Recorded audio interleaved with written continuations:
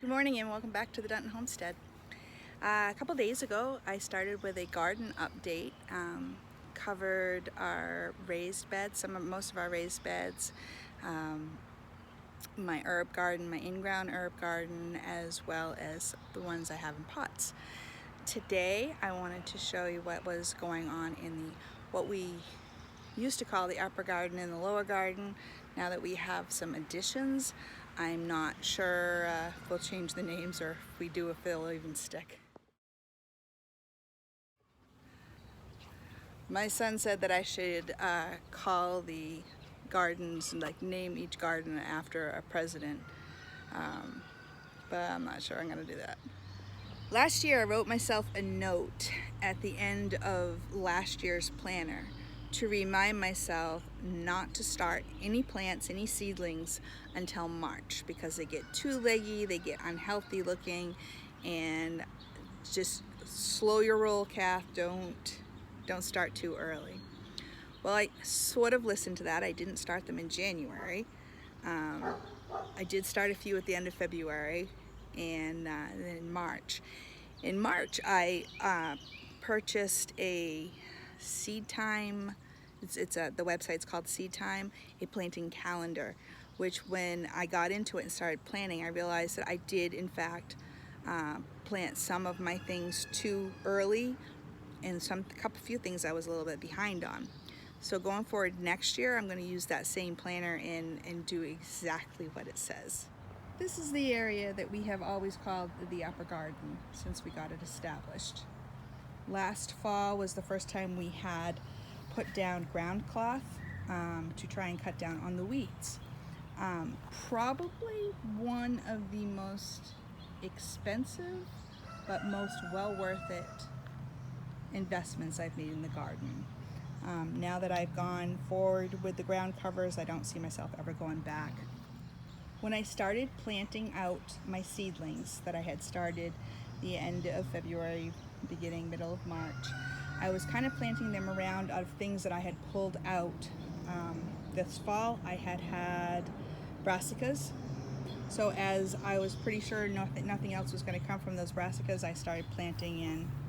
So this first row I have bell peppers, and in the second row I have a couple bell pepper plants, and okra. Probably going to thin them up. I think a couple okra coming from most of my okra spots, so I'm going to be thinning those out probably today. I have some pruning to do on some on some tomatoes as well. I have another row of peppers, bell peppers, and as you can see, the only place where the weeds are coming up, which pull out relatively easy, is where the ground is exposed, or if there's enough air, enough light and air coming up, but it pulls up real quick. So easy to weed now. We got cucumbers. The cucumbers that I started are a smaller variety, so I was hoping to be able to pickle them as well as pick them for fresh eating. These have doubled, even tripled in size because of the rain that we've gotten the last 3 or 4 days.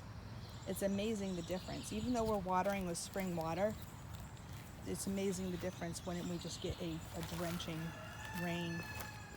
We seriously gotten a lot of drenching rains today's Tuesday, and since Saturday it's pretty much nothing but rain. It's a little depressing. It's stopped right now, but I think it's supposed to start up again. It's supposed to be off and on pretty much all week. So this is what I have left of the fall brassicas that I planted. So I have some cauliflower. I think it's so bad at labeling.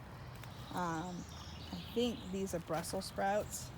They're really big ones, but I haven't figured out where the sprouts actually grow. I thought they grew around here now, because I did plant some last year, but they didn't do awesome. And the leaves are just very strong and most of them pretty healthy looking, but I'm just not seeing any sprouts yet. As I've been pulling out the Brussels sprouts, I have been putting in eggplant. My eggplant, not doing so great, but I do have some replacement ones I can put in because I started way too many seeds. So I have those like interplanted as I've been pulling out the brassicas that I know aren't producing anymore. They have another row of bell peppers here. Planning on having lots of peppers if they take well. Hasn't been hot, they love heat, and it hasn't been hot long enough for them really to get huge. This row is jalapeno. And then I decided to skip a row before more peppers, and I put in some Blue Lake bush beans, which are doing okay. As some of them failed as I put them in, I started some from seed, and some I just dropped the seed in the holes. And as I couldn't determine, you know, if after a week and a half they weren't doing anything, I just dropped another seed. I wanted to try starting seedlings of them just because I'd never done that before. And those seem to be the ones that are doing the strongest. I believe I originally started my jalapeno plants, started the seedlings the beginning of March. And I put the ones I put in the ground on April 10th. And so you can see the difference. Both these plants were started at the same time. As soon as you put them in the ground, that's when they really start flourishing. My biggest problem is finding more places to put them in the ground. After my row of Blue Lake bush beans, and it looks like Cherokee yellow beans, I have a row of chili pepper. And yeah, I put them in the ground on the 10th of April. That's when I put them in. And then I have a row of Provider bush beans. Decided to do all bush beans this year as opposed to pole beans because I just really haven't had much luck with pole beans, and I wanted to one or two of the years that we've been gardening, of the 4 years that we've been gardening, we did pretty good with the bush beans, so figured we'd go with that. I started a couple of Carolina Reaper plants that I put in, and I mean, look a little stunted, of course. A little bit of area where you can get the weeds coming through. It really hasn't done much, but I think that has to do with the fact we haven't had consistent heat. And then I have another row of, these are Cherokee wax beans, and these were Fairy Morris ones. And the last row was more yellow bush beans. And I didn't completely fill that out. And I think there's some habanero plants down there. Habanero. I think that's what it is. I gotta get better at labeling. Look at those blueberries. I'm so excited about these. I'm really hoping nothing happens, like I don't leave for the day, come home and find out that the birds have had a feast of them. But that's just amazing. Now this blueberry plant bush was here when we moved here, and we have added five more bushes since, 6, but one of them died.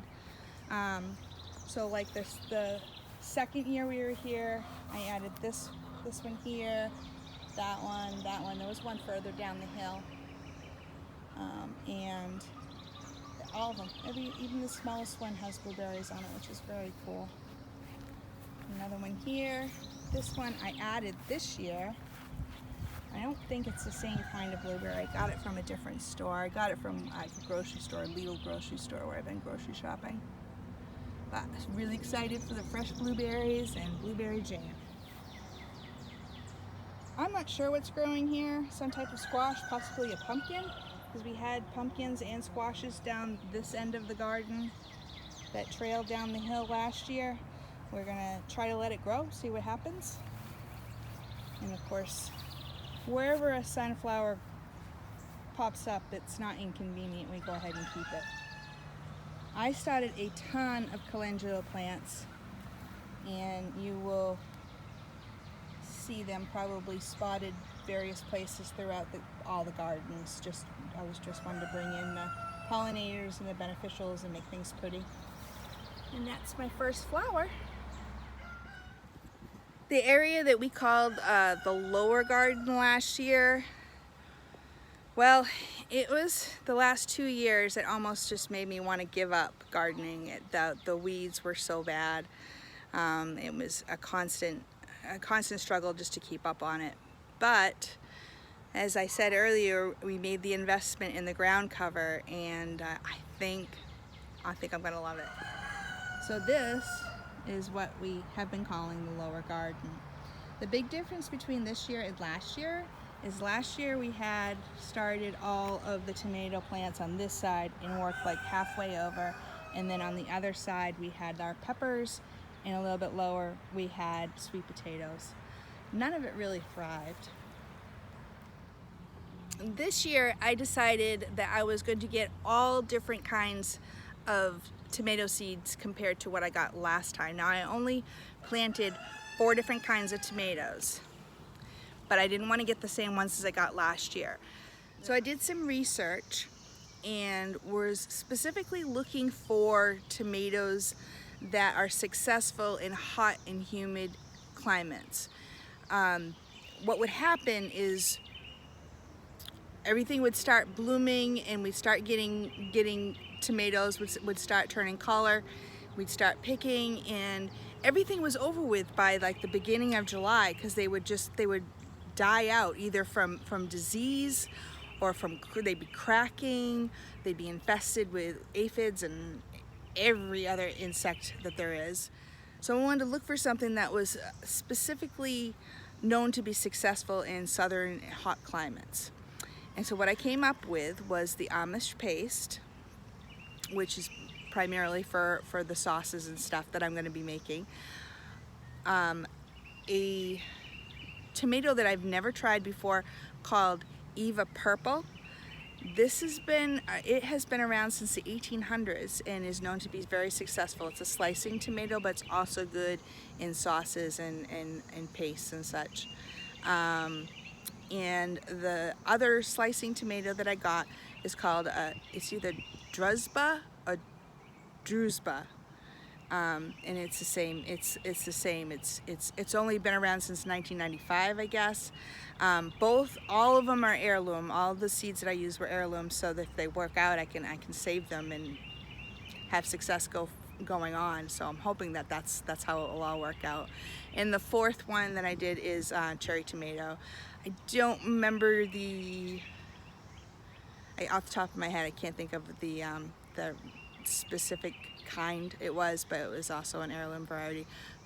I'm planning all heirloom. Saving seeds saves so much money in the long run. Starting your own seeds and starting your own seeds from things that you had already showed success with is the way to go. So we'll see how it works out. See if these varieties of tomatoes are successful or not in this climate. It'd be really awesome if it was. So the first row on this side, this whole row is Amish paste tomatoes. Now, as you can see, this one's been in the ground, I want to say for 3 weeks now. These were both started from seed at the same time, and it looks like I wrote 225 on there, so the end of February is when I started those. But they're huge, and I've already come through and pruned like the lowest leaves twice on all of them, and it looks like that's going to be my project for this afternoon again. So the second row is the Eva, and I have them coming probably like halfway up here too. And then the Druska starts right about here, and goes onto the third row. They're all looking good. Everything's looking really good. There's a few that are just kind of like, hey, what happened to you?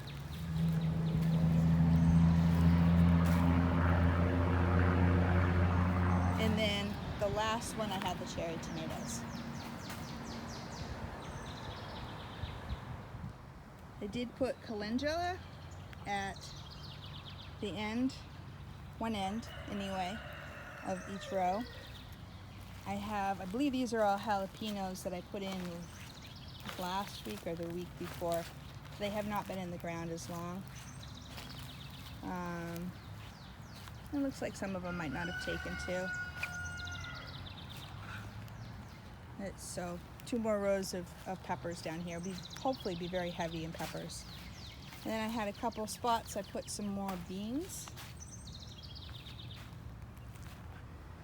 And I tried to put basil on one end of each tomato plant, which is supposed to be a good companion for the tomato, which makes sense, you know, with your sauces and all.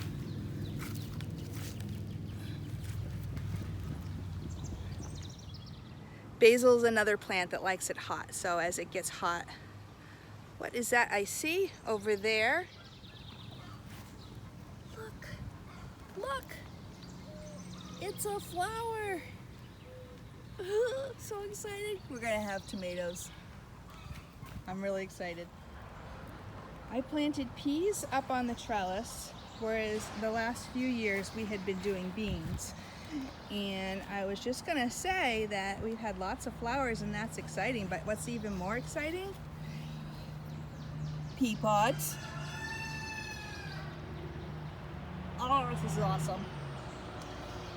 In the middle here, I put some feverfew, a feverfew plant that I had divided, and then just put rosemary. I'm trying to diversify putting things in different spots. So if something happens someplace else, I have a good chance of still having what I want. I did the same with this trellis with the peas. This gets a little bit more shade. Definitely need to do some weeding, and then maybe put down some more ground cover, unless I just want to keep weeding. But this is literally what it would look like everywhere on the ground up there. I don't know if anybody's been following us to see past summers, but it's like I just wanted to give up, and this is just exciting not to have to do that. I have room to put more things over here, probably a couple more rows of something. I would have to lengthen my drip tape that we have up yonder so it would come down. Otherwise I got to drag the hose over and water over here. And I'm kind of trying to simplify things, because when I'm gone, when I'm not here, I'm gone for 12 hours a day, and I don't have a whole lot of energy to drag a huge hose around. I also have room to continue, and I did bring the hose all the way down on here. I don't know why I didn't think of doing it on the other spot, to drop in a few more plants here. So that'll be happening too. On this trellis, I dropped a couple loofah plants that I started, and they're looking better than they have in the past. I think I've managed to grow one loofah, and it was kind of sad looking. And there's one on the other side. I think if I come down, when I come down to prune up the tomato plants, I'll do some weeding down here and stop letting the weeds take its nutrients. But that'll be exciting if that crawls up. And I also have loofah hanging from this trellis. So we have a plum tree that when we moved here was in the lower garden, and that was pretty much a small field with some wildflowers and tall grasses and a couple of trees. Well, we moved 2 of the trees. I think it was a persimmon tree and this plum tree, and the persimmon tree did not make it at all after the move. The plum tree did. Last year we thought we were going to get a lot of plums. We got plums this year, and we were pretty excited about it. And then all of a sudden, we started noticing scarring on the bark of the tree, which you can still see this year. Come to find out, it's called fire blight, and the trees get infected from bees, of all things, picking up the bacteria or fungus, virus, whatever it is. I can't remember what it is. I did like some research on it. And then when they go to pollinate, they infect the tree. So we had some on our apple tree, which we've never had a huge amount of apples on, which is in the lower garden. And we had it here, and we ended up not getting any plums. They like all just dropped. The tree got really sick looking. There is no organic way of taking care of it, so we just called it a loss. Rick cut a few branches off, but you would literally have had to have cut all the way down because that's how low it was showing. And for all I know, it gets into the roots, and so we didn't do anything really to treat it. I did plant strawberries, and I have plans of putting in some comfrey root down here as ground cover. So I did plant the strawberry plants, which have done well. I've gotten a few strawberries off of here. I think there's a few more I can get. Some of the plums are dropping, but I think some of that is just normal because you can't, you know, a branch can't sustain sometimes the amount, especially when you notice a fruit tree all bloomed out before the fruit forms. Most of the time the tree cannot hold that much fruit. So I think that's just part of the natural process of it, just kind of dropping the fruits. But so I don't know if this fire blight, if the same thing happens this year, like in a few weeks we notice that it's getting all scarred up again, or the plums just drop, I think we should just cut down the tree and call it a loss. It'd be a bummer because I would love to be making some plum jam. So the last thing I want to show you for today is something that we did not plant but is growing nonetheless. I think it was November, Rick and I got an opportunity to get a bunch of pumpkins. Like, the guy said it was a truckload. Well, for us it was 2 truckloads. We had to go back twice and filled Rick's truck. And it was for pumpkins, various pumpkins and gourds, and it was $60. And it was like, this is like cheap chicken feed. So we went ahead and we just dumped it here on the ground in front of me. And we just started feeding the chickens as much as we could, like until they were just getting sick of it. Our pumpkins are awesome. The seeds are awesome because they're like anti-parasite. But we weren't able to get all of them before they started rotting. Now, some of them still look pretty rank and disgusting, but look, we may end up having like our own little pumpkin patch here that we really didn't have to work for. I have no idea. It's going to be all different kinds of pumpkins because there were so many different varieties. These ones here, I pulled, they're hollow. So that when they get dried up, they get hollow, and people make birdhouses out of them. They paint them, they clean them up, paint them, hollow them out, and make birdhouses out of them. And there is a lot here. And I don't know as though I'm going to have time to do anything with them. I'm like thinking they're going to have some serious scrubbing because this just looks nasty. Cleaning and then painting, and you know, in my spare time, if I need a craft, I could make some birdhouses. But I thought that was really cool. There's so many of them. And then the ones that weren't that bright, I'm trying to remember what they're called. Apple squash or something like that.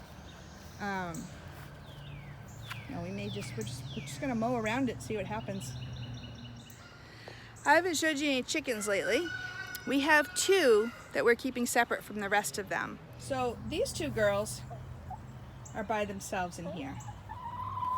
And this is Dolly. Hi, Dolly. Dolly was hatched out in October 1st. And she was hatched out with 8, 10 other birds. Some of them were meat birds, which have since been processed and are in the freezer. And some of them have been rehomed.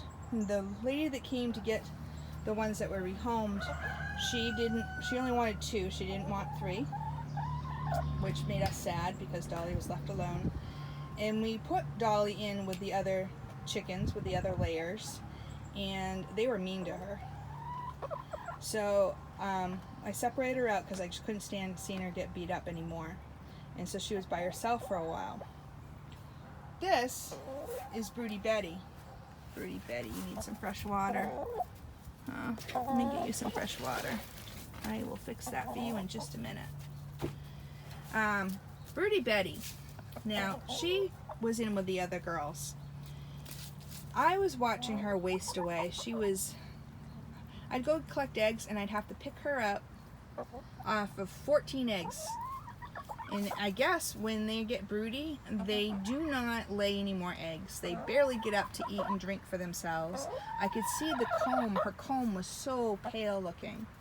So I put her in here with Dolly, and they've been buddies. And what's really neat is that when I scratch them, when I give them food, Dolly wasn't doing much scratching. She wasn't eating much. But a few days with Betty, and as soon as I dump the scratch in, she's all over it. And they get along good, which is awesome. I hate having, just another place to stop to take care of chickens, but they're both healthier for it. Colors come back in Betty's comb. And after 3 weeks in here with her, with Dolly, Betty started laying again because she had stopped laying. So, like every other day we're getting 2 eggs from in here, and the other day we're getting 1 egg.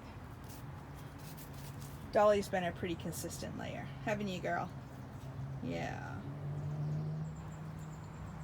I will be back with some scratch and some fresh water for you in just a jiffy. I will have a video on what I did with 40 pounds of apples. I will have that video coming out later on this week, and then our next video will be the new space gardening that we started in the woods. For different things to have more room to spread. So thank you for joining me today. Please come on back, hit like and subscribe if you haven't already. Be a blessing and be blessed.